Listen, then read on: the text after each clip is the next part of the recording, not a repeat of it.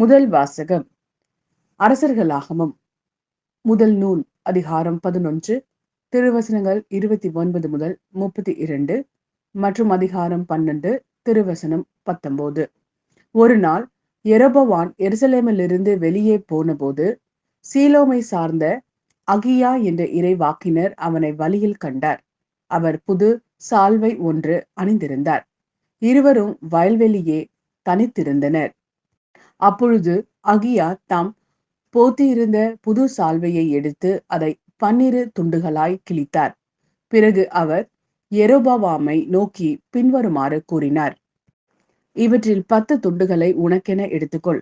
ஏனெனில் இஸ்ரேலரின் கடவுளாகிய ஆண்டவர் உனக்கு இவ்வாறு கூறுகிறார்: இதோ, நான் சாலமோன் கையினின்று அரசை பறித்து 10 குளங்களை உனக்கு அளிக்கப் போகிறேன்.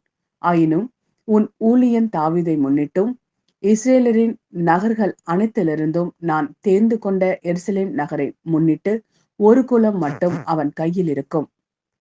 தாவீதின் குடும்பத்திற்கு எதிராக அன்று கிளர்ந்தெழுந்த இஸ்ரேலர் இன்று வரை அவ்வாறே இருக்கின்றனர். இது ஆண்டவரின் அருள்வாக்கு. இறைவா, உமக்கு நன்றி. மாற்கெழுதிய நற்செய்தி அதிகாரம் 7 திருவசனங்கள் 31 முதல் 37 வரை. மீண்டும் இயேசு தீர் பகுதியை விட்டு சீதோன் வழியாக சென்று தெக்கப்பொலி பகுதி நடுவே வந்து கலிலேய கடலை அடைந்தார். காது கேளாதவரும் திக்கி பேசுபவருமான ஒருவரை சிலர் அவரிடம் கொண்டு வந்து அவர் மீது கை வைத்து குணமாக்குமாறு அவரை வேண்டிக் கொண்டனர். இயேசு அவரை கூட்டத்திலிருந்து தனியே அழைத்து சென்று தம் விரல்களை அவர் காதுகளில் இட்டு உமிழ்நீரால் அவர் நாவை தொட்டார்.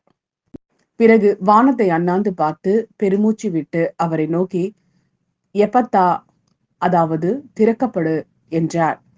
உடனே அவருடைய காதுகள் திறக்கப்பட்டன, நாவும் கட்டவிழ்ந்தது. அவர் தெளிவாக பேசினார். இதை எவருக்கும் சொல்ல வேண்டாம் என்று அவர்களுக்கு அவர் கட்டளையிட்டிருந்தார். அவரது கட்டளைக்கு நேர்மாறாக இன்னும் மிகுதியாய் அவர்கள் அதை அறிவித்து வந்தார்கள்.